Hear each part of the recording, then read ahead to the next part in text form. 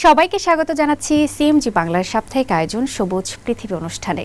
কৃষিভিত্তিক এই আয়োজনের পুরো সময় আছি আমি আফরিন মিম। কৃষি উৎপাদন আর পরিবেশ বান্ধব নানা ঘটনার ৭-১৭ নিয়ে আমাদের আয়োজন সবুজ পৃথিবী।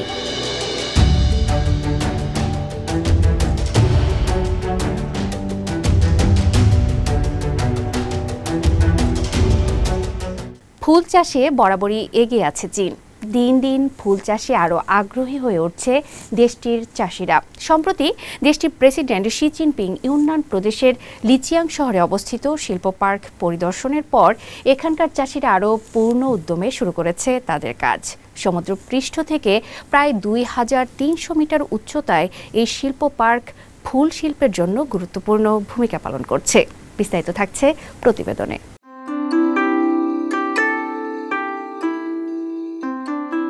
৭৩ হেক্টরের বেশি এলাকায় বিস্তৃত এবং ২৩০০ হেক্টর উচ্চতায় অবস্থিত লিচিয়াং আধুনিক ফুল শিল্প পার্ক। এখানে ৪৮ প্রকারের তাজা গোলাপ চাষ করা হয়, যার বার্ষিক উৎপাদন ৩৯ মিলিয়নেরও বেশি ডাটি। প্রেসিডেন্ট শি জিনপিং যখন এই পার্কে আসেন, তিনি স্থানীয় কর্মীদের সঙ্গে কথা বলেন এবং ফুলের জাত, বাজার বিক্রয় ও আয় নিয়ে আলোচনা করেন। এ সময় অনেক কর্মী এই মুহূর্তটিকে জীবনের স্মরণীয় একটি ঘটনা হিসেবে মনে রেখেছেন।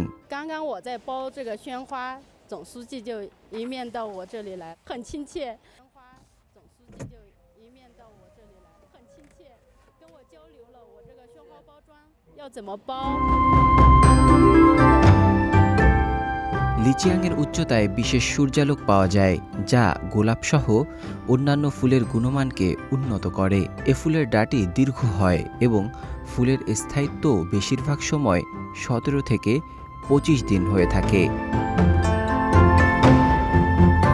গোলাপ ছাড়াও পার্কটি ১৮ প্রকারের রঙিন কলা লিলি উৎপাদন করে। এটি দেশের সবচেয়ে বড় গ্রিনহাউস ভিত্তিক রঙিন কলা লিলি উৎপাদন কেন্দ্র, যার বার্ষিক উৎপাদন প্রায় ৯ লাখ পিস।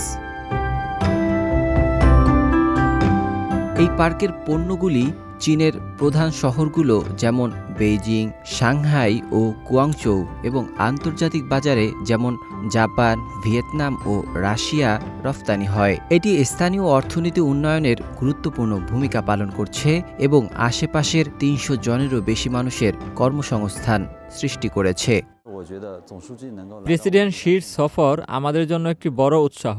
ভবিষ্যতে আমরা ফুলের জাত উন্নত করতে, শিল্প শৃঙ্খলা সম্প্রসারণ করতে এবং আরও লোকজনের জন্য কর্মসংস্থান সৃষ্টি করতে কাজ করব। প্রেসিডেন্ট শি জিনপিংয়ের সফরের পর পার্কের কর্মীরা আরও উৎসাহিত হয়ে নতুন উদ্যোগ নিতে প্রস্তুত। তারা আরও কর্মসংস্থান সৃষ্টির জন্য উন্নত ধরনের চাষাবাদ পদ্ধতি নিয়ে কাজ করছে।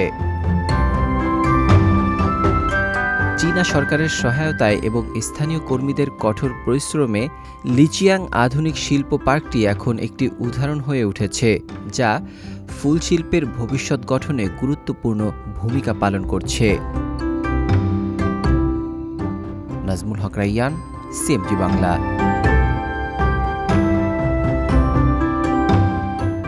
বিশ্বব্যাপী কৃষিকাজে ব্যবহৃত হচ্ছে চীনের কৃষি প্রযুক্তি। সম্প্রতি দেশটির পূর্বাঞ্চলের চচিয়াং প্রদেশের কৃষি প্রযুক্তি রপ্তানি হচ্ছে বিশ্বজুড়েই, কেননা গ্রাহকের চাহিদা অনুযায়ী পণ্য তৈরি করছে এই প্রদেশের বেশ কিছু প্রতিষ্ঠান। চীনা কৃষি প্রযুক্তির নতুনত্ব কি বা কেনই বা বেশি চাহিদা এই প্রযুক্তির, তাই নিয়ে থাকছে এবারের প্রতিবেদন।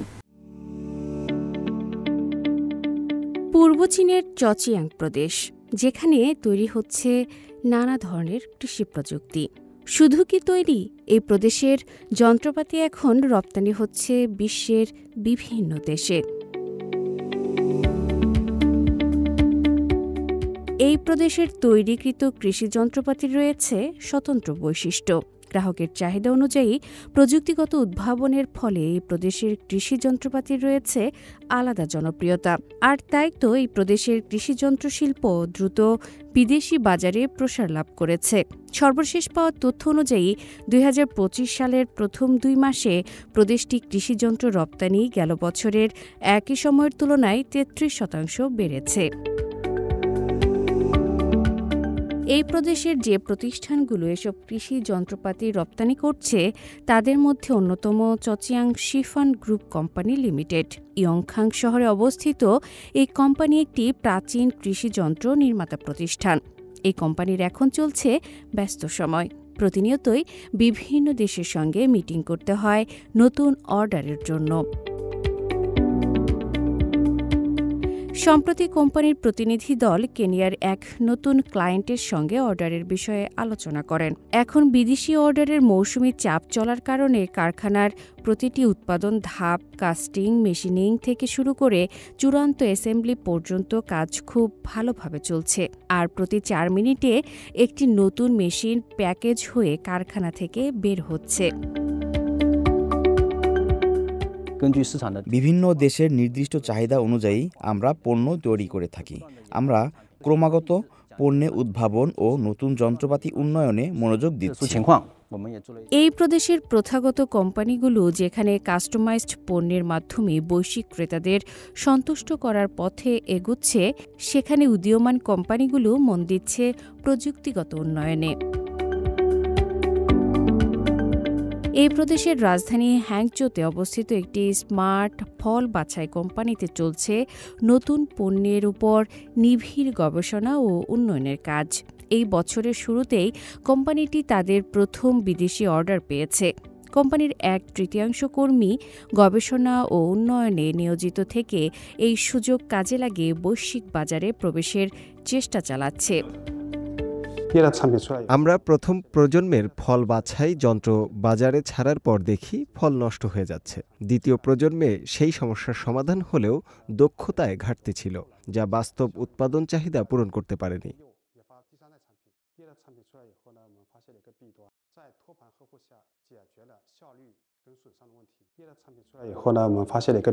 আসিয়ান ও ইউরোপীয় ইউনিয়নের মতো প্রথাগত বাজার ছাড়াও এই যন্ত্রপাতি এখন আফ্রিকাতেও পৌঁছেছে। এই প্রদেশের আফ্রিকার সঙ্গে কৃষিযন্ত্র বাণিজ্যের সবচেয়ে বড় কেন্দ্র তৈরি হচ্ছে। চিনহুয়া শহরে নির্মাণাধীন এই কেন্দ্রের নাম চায়না আফ্রিকা কৃষি বিজ্ঞান ও প্রযুক্তি উদ্ভাবন পার্ক। নির্মাণ কাজ শেষ হলে পার্কে আফ্রিকার জলবায়ু পরিস্থিতি অনুকরণ করে পরীক্ষা করা হবে কোন ফলমূল, সবজি ও অন্যান্য ফসল আফ্রিকায় চাষের উপযোগী। এরপর ফসলের বৃদ্ধি বৈশিষ্ট্যের ভিত্তিতে কৃষি যন্ত্রপাতি তৈরি করা হবে। 4200টিরও বেশি কৃষিযন্ত্র কোম্পানির আবাসস্থল এই প্রদেশ বর্তমানে চীনের কৃষি খাতে একটি প্রধান শক্তি হিসেবে কাজ করছে। বিদেশি কৃষিযন্ত্রের বিস্তার আরও জোরদার করতে বিভিন্ন সহায়ক পদক্ষেপ নিয়েছে চচিয়াং প্রদেশ। চলতি বছর প্রদেশটি মিশর, মরক্কোর মতো দেশে স্থানীয় কৃষিযন্ত্র রপ্তানিকারকদের নিয়ে এক্সপোতে অংশগ্রহণের পরিকল্পনা করেছে। পাশাপাশি কোম্পানিগুলোকে বিদেশে বিক্রয় কেন্দ্র ও বিক্রয়োত্তর সেবা কেন্দ্র গঠনের জন্য উৎসাহিত করা হচ্ছে। আফরিন মিম, সিএমজি বাংলা। চলতি বছর পালিত হচ্ছে চীন ও ইন্দোনেশিয়ার কূটনৈতিক সম্পর্ক প্রতিষ্ঠার ৭৫তম বার্ষিকী। আর এই উদযাপন বছরে ইন্দোনেশিয়া থেকে প্রথম ব্যাচের নারিকেল আমদানি করেছে চীন। সম্প্রতি চীনের ফুজিয়ান প্রদেশের রাজধানী ফুচৌতে এসে পৌঁছেছে ২০০ কেজি ওজনের নারিকেল। বিস্তারিত থাকছে প্রতিবেদনে।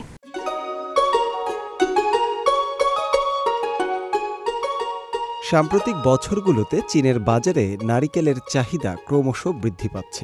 এতদিন থাইল্যান্ড, ভিয়েতনাম ও কম্বোডিয়ার মতো দেশগুলোই মূলত এই চাহিদা পূরণ করে আসছিল। তবে বিশ্বের অন্যতম বৃহত্তম নারিকেল উৎপাদনকারী দেশ ইন্দোনেশিয়া এবার সেই তালিকায় যুক্ত হলো। দেশটি থেকে আমদানি করা প্রায় ২০০ কেজি ওজনের তাজা নারিকেল সম্প্রতি পূর্ব চীনের ফুজিয়ান প্রদেশের রাজধানী ফুচৌতে এসে পৌঁছেছে।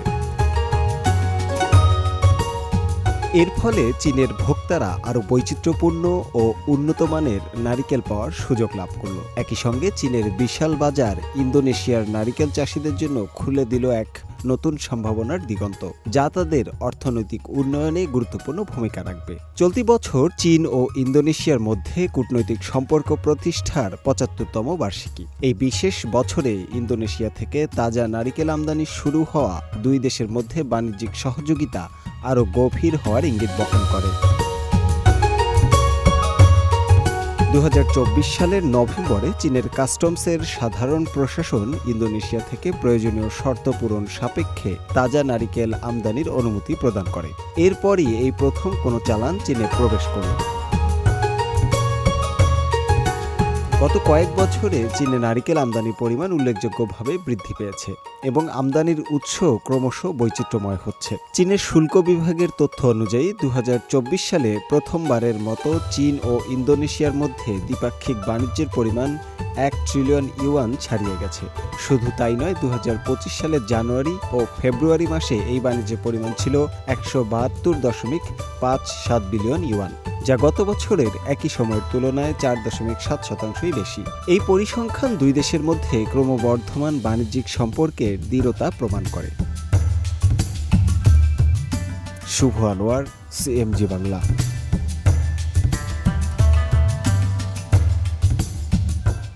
বসন্ত মানেই ফুলের উৎসব, আর চীনের কৃষিভিত্তিক অঞ্চলগুলো যেন বলছে বাগানে ফুল ফুটুক বা নাই ফুটুক, আজ কৃষির কথাই হবে।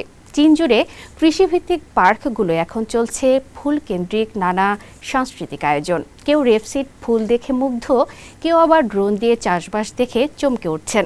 গান বাজনা, সাইকেল ভ্রমণ, ফুলের মাঠে ক্যারাওকে, সব মিলিয়ে চীনের প্রত্যন্ত গ্রাম ও মফস্বলের খামারগুলো যেন কৃষি, পর্যটন ও টিকটকের মিলন মেলা। চলুন ফুলের গ্রানে শোনা যাক চীনের কৃষি সংস্কৃতির গল্প।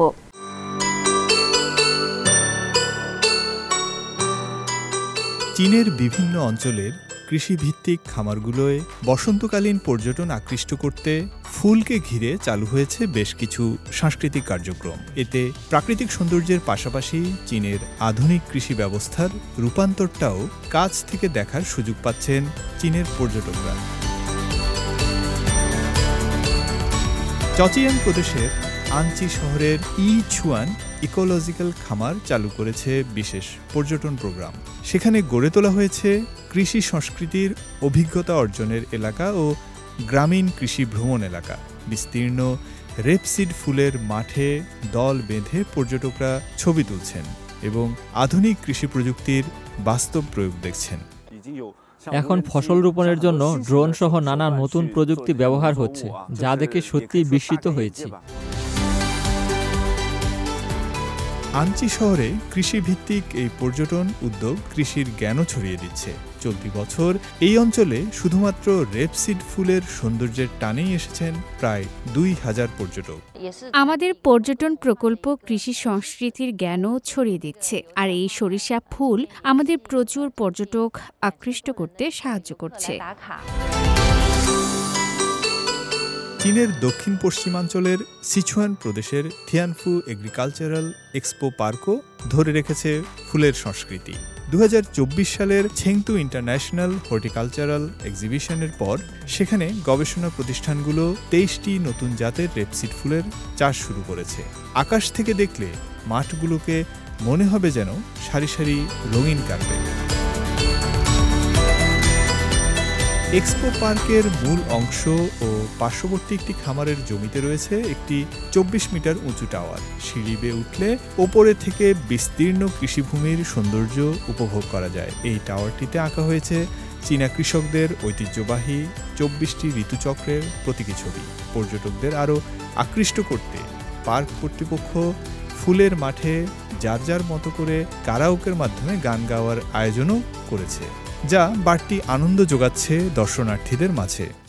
আমরা চাই শহরের মানুষদের জন্য এমন একটি পরিবেশ তৈরি করতে যেখানে তারা প্রকৃতির আরও কাছাকাছি থাকতে পারেন। গত বছরের একই সময়ের তুলনায় আমাদের পার্কের সার্বিক আয় 30 থেকে 40% পর্যন্ত বেড়েছে। চীনের কৃষিভূমির বুকে ফুটে ওঠা রঙিন ফুল আর আধুনিক প্রযুক্তির ছোঁয়া দেশটির গ্রামীণ জীবনকে চেনাচ্ছে নতুনভাবে। স্থানীয় অর্থনীতিও বদলে যাচ্ছে প্রকৃতি আর মানুষের এই মিলন মেলায়। ফয়সাল আব্দুল্লাহ, সিএমজি বাংলা। প্রিয় দর্শক, আমরা অনুষ্ঠানের একদম শেষ পর্যায়ে চলে এসেছি। অনুষ্ঠানটি টেলিভিশনের পাশাপাশি সামাজিক যোগাযোগ মাধ্যমে দেখতে www.facebook.com/cmg বাংলা এবং ইউটিউব চ্যানেল সিএমজি বাংলাতে ক্লিক করুন। আগামী সপ্তাহে আবার দেখা হবে একই দিন একই সময়ে। সবাই ভালো থাকুন, নিরাপদে থাকুন আর থাকুন সবুজের সঙ্গে।